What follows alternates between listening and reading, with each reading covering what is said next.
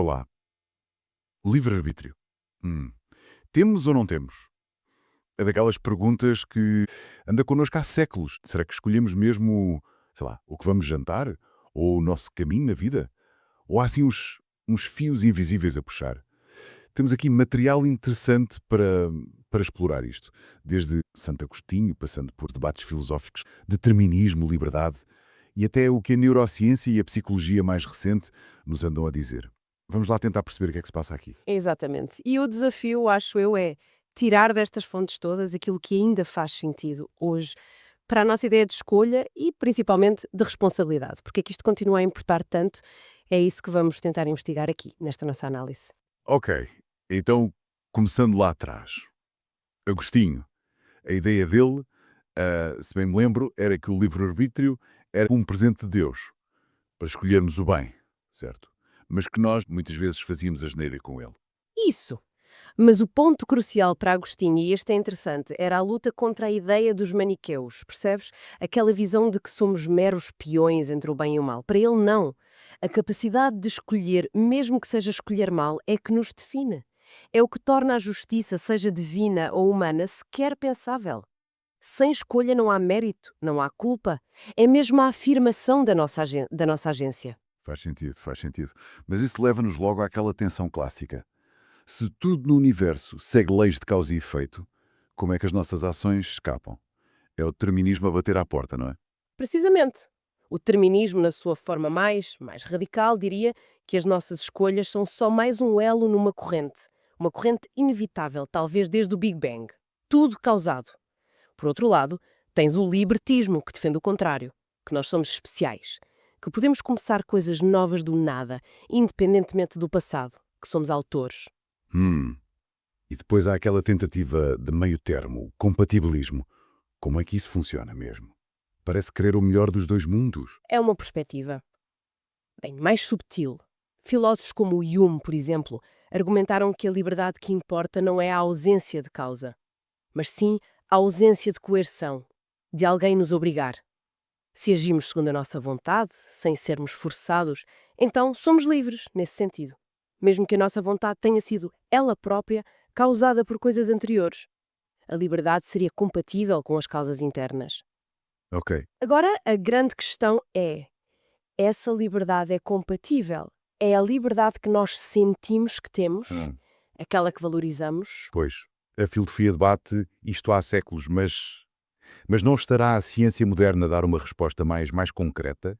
Estou a pensar naqueles estudos de neurociência. O cérebro decide antes de nós, não é? Sim, o estudo do Benjamin Libet é incontornável nisso. Mostrou atividade no cérebro ligada ao movimento simples antes da pessoa sentir que tinha tomado a decisão de o fazer. Isto obriga-nos a questionar não só quando decidimos, mas se a nossa sensação de eu decidi é mesmo o que causa a ação, ou se é só uma história que a nossa consciência conta depois, uma espécie de ilusão. É a grande provocação da neurociência, sem dúvida. E não é só o cérebro. A psicologia também mostra como somos influenciáveis. Lembro-me daqueles exemplos quase cômicos. Juízos mais severos antes de almoçar. Ou o cheiro numa sala a mudar opiniões políticas. Até o stress da nossa mãe na gravidez pode influenciar como reagimos mais tarde.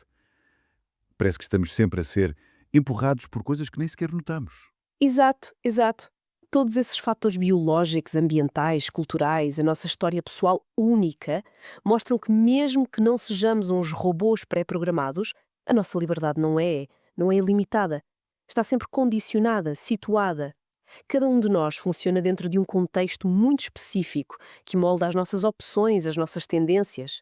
A ideia de uma escolha feita assim, num vácuo, parece cada vez menos realista. Hum. Então, a pergunta é inevitável. Se somos assim tão influenciados quase empurrados, como é que fica a responsabilidade? Se calhar, aquela pessoa que errou não teve tanta escolha como nós pensamos. Isto, isto abala as bases da ética, da justiça, não? É o nó górdio, lá está. Toda a nossa estrutura social, legal, ética, assenta na ideia de que somos responsáveis. Os compatibilistas, por exemplo, diriam que a responsabilidade se mantém se a pessoa agiu de acordo com as suas intenções, com os seus valores, mesmo que influenciada. Outras perspectivas focam mais na importância de assumir as consequências. Independentemente das influências, temos de ser responsáveis pelos resultados, até para a sociedade funcionar e para nós crescermos. E é curioso ver como outras culturas lidaram com isto ao longo do tempo. No mundo antigo, os gregos, os nórdicos, falava-se do destino, das moiras, das nornas, mas mesmo assim havia heróis, havia deuses a agir, a tentar mudar as coisas. Havia agência ali no meio. Sim, e nas tradições orientais tens o karma, que liga causa e efeito de forma muito forte. Mas a libertação, o nirvana, vem precisamente de despertar a consciência sobre as próprias escolhas e sair desse ciclo. A tensão está sempre presente. Claramente, não saímos daqui com um sim ou não definitivo. Filosofia, ciência, diferentes tradições, cada uma acrescenta mais uma camada. É um puzzle fascinante e, se calhar, interminável. Talvez a questão mais útil hoje não seja tanto provar ou refutar o livre-arbítrio de forma absoluta. Se calhar o mais produtivo é pensarmos em como podemos, vá lá, aumentar o nosso grau de liberdade real. E como, olha, talvez paradoxalmente, através do autoconhecimento. Quanto melhor percebermos as nossas próprias influências, as inconscientes, os automatismos, os condicionamentos sociais, psicológicos, maior a nossa capacidade de parar, refletir e agir de forma mais consciente, mais deliberada. Será que a consciência dos limites da nossa liberdade é, na verdade, o primeiro passo para a conseguirmos expandir um bocadinho? Esta ideia continua a dar voltas na cabeça. A liberdade parece que quanto mais pensamos nisto, mais complexo fica. E ficou aquele paradoxo a pairar. Será que a chave para sermos mais livres é precisamente termos mais consciência dos nossos limites? Parece um contrassenso, mas será que é por aí? É uma questão fascinante, sim. E olha, as fontes que temos aqui, desde filosofia antiga, moderna, psicologia até neurociência e mesmo reflexões sobre criatividade, resiliência, tudo parece tocar nesse paradoxo. Ok, então vamos lá tentar. Desfazer este nó. A missão é explorar se essa consciência dos limites é mesmo o primeiro passo para, quem sabe, alargar a nossa liberdade. Certo. Então, que limites são estes, afinal? A nossa biologia, a educação que tivemos, aquele determinismo que alguns filósofos falavam. Sim, a ideia de que tudo tem uma causa. Spinoza, por exemplo. Exato. E depois os nossos padrões psicológicos, impulso, que nem sempre controlamos, até a ideia mais antiga de destino. E mesmo filósofos como Sartre, que dizem que estamos condenados a ser livres. Quer dizer, isso gera uma angústia, como descreveu o Rollo May, que quase parece um limite em si mesma. Exatamente. A ideia de uma liberdade assim, absoluta, sem amarras. Parece difícil de sustentar, vendo bem as coisas. Claro que temos a capacidade de escolher, isso sim. Vários pensadores focam nisso. Temos a liberdade para, como dizia o Berlin, a liberdade positiva de agir racionalmente, o poder de nos autodeterminarmos, como em Kant ou Agostinho, mas isto acontece sempre dentro de certas condicionantes. Umas são externas, claro, coação, falta de oportunidades, o que o Berlin chamou liberdade negativa, a ausência de impedimentos.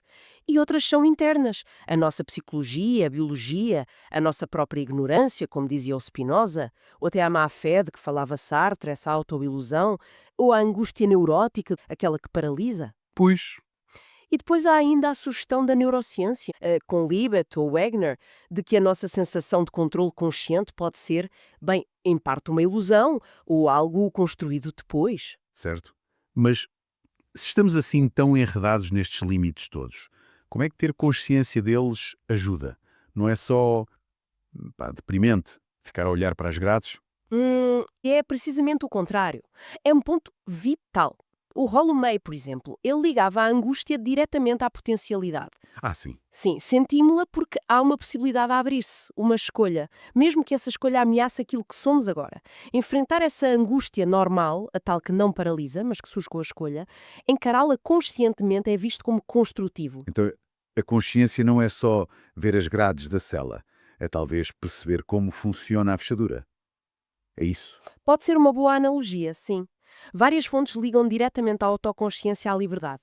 Conhecer as nossas tendências, os nossos automatismos, algo que a psicologia e a neurociência exploram muito. Certo. Isso não os elimina magicamente, claro, mas permite a reflexão, a crítica, talvez até aquele veto consciente de que falava o Libet. É a diferença entre ser levado pela corrente sem saber ou tentar navegar conscientemente. O Agostinho sugeria que, para nos virarmos para o bem supremo, precisamos de estar cientes da atração dos bens menores, não é? Uhum. E o Sartre diria que escapar à má-fé, a essa autoilusão, exige reconhecer a nossa liberdade e a tal angústia que vem com ela. E olha, aqui a coisa que fica mesmo curiosa. Os limites podem até estimular a criatividade. Há exemplos como Newton, Shakespeare, até o Dr. Seuss, Sim, é verdade. criavam coisas incríveis dentro de regras de constrangimentos apertados. Parece que demasiada liberdade, um vazio total, pode até paralisar. Os limites dão umas âncoras, forçam soluções novas. Totalmente, se calhar, a liberdade não é ter ausência de limites, mas sim trabalhar criativamente com os limites que temos, ou até os que escolhemos. Exatamente. Transformar a adversidade, adaptar-se, encontrar força dentro dos desafios. Isso reenquadra a liberdade, não é? Já não é uma fuga aos limites, mas sim a qualidade do nosso envolvimento com eles. É aquele paradoxo liberdade versus destino do meio. Pois, se a liberdade é autodeterminação, como em Kant, ou autocriação, como em Sartre, então compreender a matéria com que trabalhamos, os nossos aspectos determinados, a nossa paisagem psicológica, o contexto social, parece essencial. É passar de ser passivamente definido pelos limites, o que pode levar à angústia neurótica, à má-fé, para ativamente moldar o caminho dentro deles. Viver a angústia normal, procurar a autenticidade, construir resiliência. O autoconhecimento. Exato, quanto mais te conheces, mais livre és. Torna-se a ferramenta para alavancar e não apenas reconhecer as restrições. E isto, claro, possibilita a responsabilidade. Deixa de ser só sermos joguetes de causas ou do acaso. Então, resumindo isto tudo, parece que reconhecer as nossas correntes biológicas, psicológicas, sociais, não é o fim da liberdade. É, se calhar, o início de uma liberdade diferente, mais ancorada na realidade, talvez. Mais criativa e responsável. E a liberdade não é uma posse estática, algo que se tem ou não. É mais um processo contínuo, uma prática.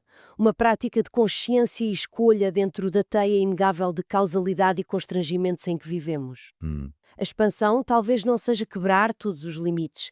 Isso pode nem ser possível. Mas talvez seja aumentar a nossa capacidade de navegar por eles com significado, de escolher como nos relacionamos com eles. Se a liberdade floresce neste confronto com os limites, se calhar o próximo passo não é só a consciência, mas escolhermos deliberadamente certas restrições, assim como fizeram os artistas ou os escritores, para ver que novas possibilidades daí emergem. É uma ideia provocadora. O que aconteceria se aplicássemos isso às nossas vidas? Se a liberdade realmente ganha força quando confronta os limites, será que o passo seguinte é mesmo esse? Quer dizer, escolhermos nós certas restrições. Uhum. Não só ter consciência delas, mas impô-las de propósito, para ver o que é que acontece. Olha, é uma ideia fascinante, sem dúvida. Porque muitos criadores impõem regras a si mesmos, não é? Sim, sim. Um soneto tem de ter 14 versos, um pintor pode escolher usar só 3 cores, um músico compõe dentro de uma estrutura rígida. Parece limitar, mas... Mas na prática funciona muitas vezes como um motor criativo, certo? Exatamente. Funciona como um desbloqueador às vezes. Ok. Vamos explorar isso. Mergulhar a fundo nesta ideia. A própria arte, em si, já é uma limitação voluntária. Correto. Aquela visão do Albert Camus, sabes? A arte como uma revolta contra o absurdo da vida. Certo? Mas, curiosamente, essa revolta implica escolher, implica limitar. O artista pega numa fatia da realidade, que é caótica, ignora o resto e dá-lhe forma, dá-lhe ordem, dentro da obra. Uhum. Como um pintor que isola o objeto na tela. Exato. Ou um escritor que se foca só em certas personagens ou num período de tempo muito curto. É quase como criar um micro-universo com regras próprias. Mas a faísca, o estímulo, vem só desse enquadramento, dessa moldura, ou vem também da tensão de querer ir além dela, da transgressão? Essa tensão é fundamental. Ok. Que o desejo humano, para existir, para ter força, precisa de um limite para desafiar. A transgressão não apaga a regra. Pelo contrário, ela reafirma-a, de certa forma. Percebo. É nesse jogo de empurrar a fronteira que se encontra uma intensidade especial, um gozo, como diria o Lacan. Uma espécie de prazer intenso que vem precisamente do ato de desafiar. Não só enfrentam limites legais, sociais, físicos, como me parecem, bem, abraçar ativamente o risco como parte do processo criativo. Isso é fascinante. É mesmo isso. A adrenalina, a criatividade que brota da falta de meios. É uma escolha deliberada de operar dentro desses limites e, ao mesmo tempo, contra eles. Mas parece um contrassenso, não é? Achas? Tipo, como é que ter menos opções pode levar a mais criatividade? Um exemplo muito bom, muito visual, o de um professor que pede a uma aluna que estava bloqueada perante a ideia de escrever sobre uma rua inteira para escrever apenas sobre um único tijolo dessa rua. Ao reduzir drasticamente o foco, a criatividade dela desbloqueia e ela acaba por escrever páginas e páginas. Incrível. Ou um músico com uma guitarra de poucas cordas que inventa algo totalmente novo. A falta de opções infinitas pode forçar a engenhosidade, obrigar a encontrar soluções inesperadas. Faz sentido. Se calhar, do ponto de vista psicológico, escolher as nossas próprias barreiras ajuda a concentrar a energia. Evita aquela paralisia de ter demasiadas escolhas, não é? Sem dúvida. Evita a dispersão. E talvez haja mesmo um certo prazer em dominar uma tarefa difícil ou muito restrita. Exato. A figura mítica de Sísifo, condenado a empurrar a pedra eternamente. Ah, o Sísifo. Camus sugere que Sísifo pode encontrar sentido e até uma forma de felicidade na sua tarefa repetitiva ao encará-la como a sua revolta consciente contra o destino. Tal como o artista que descobre novas avenidas, novas possibilidades, dentro das regras que aceitou ou que lhe foram impostas. O ato de criar, mesmo confinado, torna-se uma afirmação de liberdade. Portanto, resumindo assim a ideia, parece que a criação floresce nesta dança constante com os limites, quer sejam externos ou autoimpostos. A restrição não é obrigatoriamente inimiga da liberdade criativa. Pelo contrário, pode ser a faísca ou ponto de partida. A ideia transversal na pesquisa é essa. A transgressão e a inovação não surgem do nada, do vazio, mas sim da existência de algo para desafiar, para contornar, para redefinir. Os limites dão forma e, ao mesmo tempo, convidam a ir mais além. Bem, fica então a questão para quem nos ouve refletir se abraçar ou mesmo escolher limites pode potenciar a criatividade na arte e até ser uma forma de afirmação pessoal, como vimos aqui.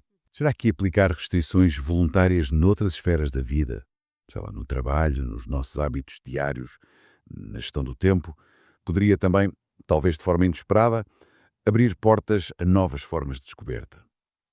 Ou até uma liberdade diferente? Parece que quanto mais se escava, mais complexo fica. Estava aqui a pensar, e se a própria busca, a própria crença nele for o mais importante? E se for assim uma espécie de ilusão útil? É uma boa pergunta. A função da crença em si.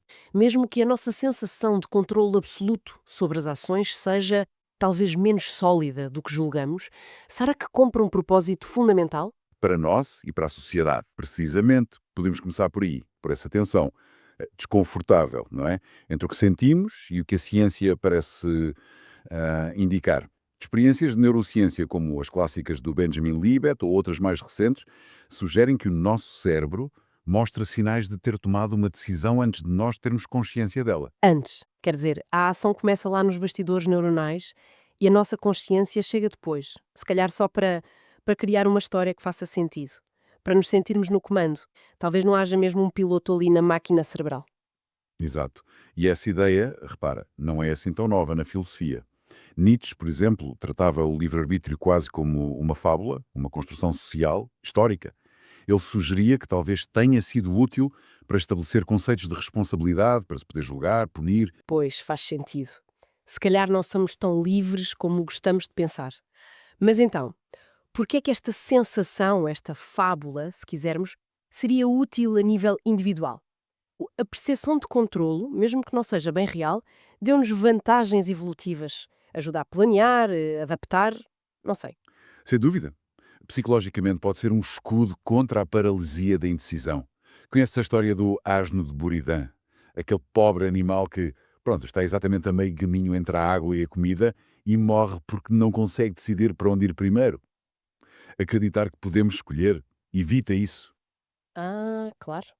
E combate também aquela passividade do chamado locus de controle externo, aquela crença de que somos só joguetes do destino ou da sorte. Acreditar que controlamos motiva-nos. E talvez traga algum conforto existencial e acreditar no livre-arbítrio nos poupa da ansiedade de nos vermos como meras peças numa engrenagem, sem qualquer agência. É quase vertiginoso pensar o contrário. Pois é. Mas a utilidade extravasa o indivíduo. A nível social, esta crença é fundamental. Todo o nosso edifício moral e legal, a ideia de que somos responsáveis pelos nossos atos, que merecemos recompensa ou castigo, assenta nisto, na premissa de que podíamos ter escolhido agir de outra forma. Uhum. Será que a crença no livre-arbítrio evoluiu em parte para justificar o nosso desejo de punir os outros? Precisamos de uma razão moral para o fazer e o livre-arbítrio oferece-a? Lá está. E liga-se à ideia das atitudes reativas do Peter Strawson. Sentimentos como o ressentimento por uma ofensa ou a gratidão por um favor parecem depender fundamentalmente da nossa crença de que a outra pessoa agiu livremente. Percebes? É responsável por essa ação. São quase o cimento das nossas relações sociais. Ok, ok, parece um mecanismo bem oleado e socialmente indispensável. Mas será que esta ilusão, se é que o é, só tem vantagens? Há quem argumente o contrário. Defende que abandonar a ideia de livre-arbítrio retributivo, ou seja, a ideia de que se deve castigar alguém simplesmente porque merece, poderia levar a um sistema de justiça mais humano e, quem sabe, até mais eficaz. Como assim? Um modelo mais focado na prevenção e na reabilitação. Algo como uma quarentena para proteger a sociedade, em vez de ser só punir por punir, com base no mérito que é, filosoficamente, complicado. A lógica seria focar nas consequências futuras e na segurança, em vez de olhar para trás e tentar medir uma culpa que, pronto, talvez nem exista da forma como pensamos. Interessante. Exato. E a nível pessoal, essa crença não nos pode pesar também. Gera ansiedade de sentirmos culpados ou responsáveis por coisas que se calhar estavam fora do nosso controle e pode tornar-nos mais duros a julgar as falhas dos outros. É verdade. E será que precisamos mesmo dela para tudo? Quer dizer, sentimentos fortes como o amor pelos filhos ou a admiração por um talento artístico nato. Sentimos isso mesmo sabendo que não há ali uma escolha livre no sentido clássico. Amamos os nossos animais de estimação sem lhes atribuir livre-arbítrio filosófico, certo? Exato, é um bom ponto. Ficamos nesta encruzilhada, não é? Por um lado, a crença no livre-arbítrio parece um andaime psicológico e social incrivelmente útil, talvez essencial, mesmo que a sua base factual seja debatível.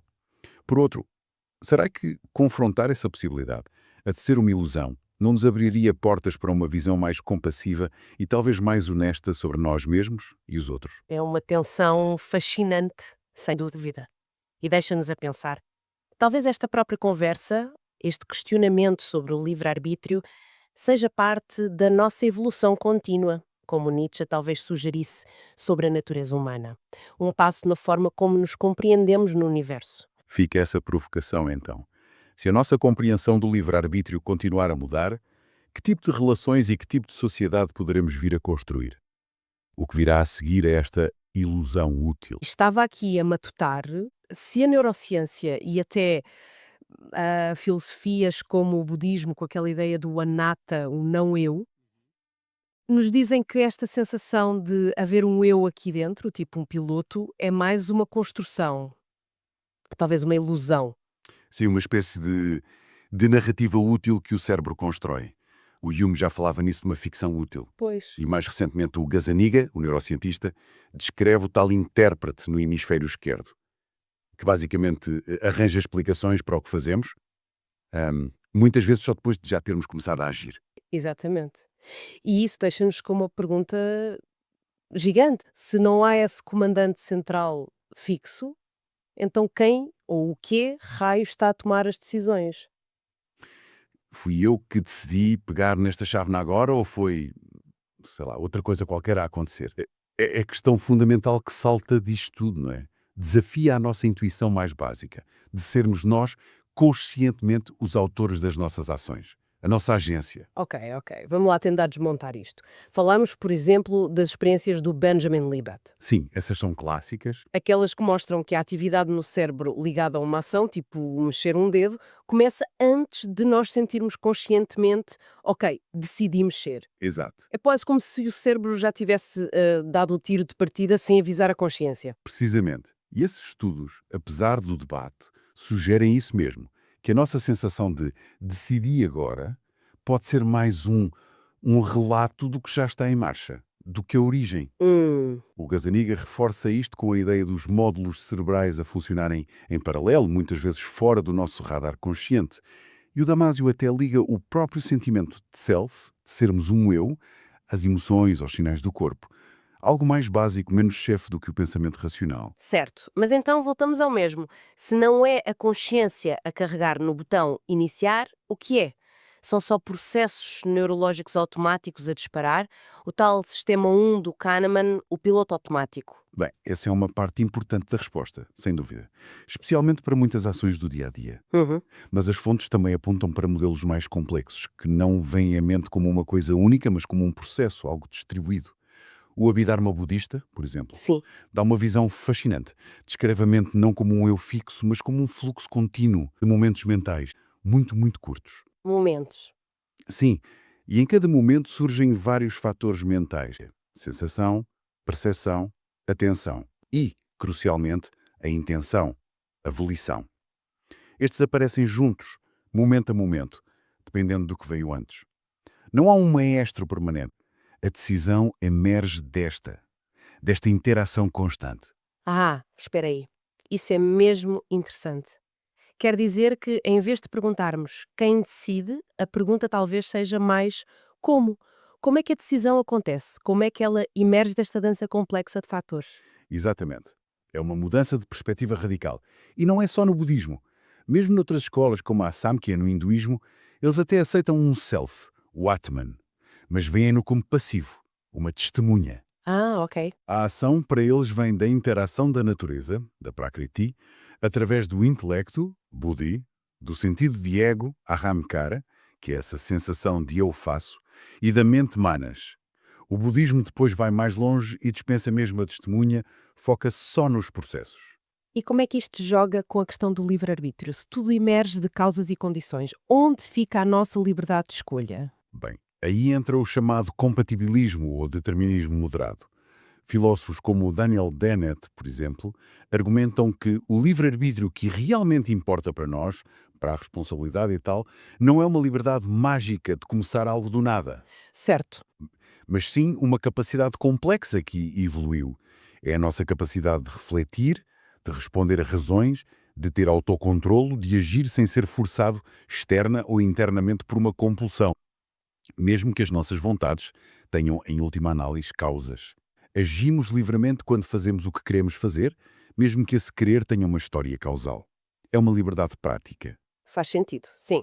Portanto, aquela sensação que temos de ser o autor da decisão, aquele eu decidi isto, é uma experiência real, claro, e importante, mas talvez seja mais o resultado final de todo este processo, mais distribuído, do que o ponto de partida isolado. É a história que o tal intérprete nos conta sobre o que acabou de acontecer. É uma ótima maneira de colocar a questão. A experiência da autoria consciente pode ser ela mesma um produto destes processos todos, cerebrais e mentais. Em vez de ser a causa primeira e independente, a investigação deixa de ser sobre encontrar o homenzinho dentro da cabeça Uhum. e passa a ser sobre perceber como é que a agência, a capacidade de agir com intenção e até a própria experiência de ser um eu que decide, como é que tudo isso emerge destes sistemas complexos e distribuídos. Ok, percebo. Deixa de ser tão importante encontrar o fantasma na máquina, como dizia o Ryle. Exatamente. E passa a ser mais interessante perceber como é que a máquina nosso funciona e gera não só as ações, mas também essa sensação de controle, de identidade. Então, resumindo, se calhar a pergunta não é tanto quem decide, mas mais como é que a experiência de decidir acontece neste fluxo constante que nós somos, não é? Se as nossas decisões emergem desta forma mais distribuída, menos livre, no sentido clássico do que pensamos, como é que isso pode ou deve mudar a maneira como olhamos para a responsabilidade, para o mérito, para a culpa, ou até para a simples experiência de sermos quem quer que sejamos a cada momento? Fica no ar. Um bom ponto para continuar a pensar. Bem, por agora ficamos por aqui nesta análise. Até à próxima. Até à próxima.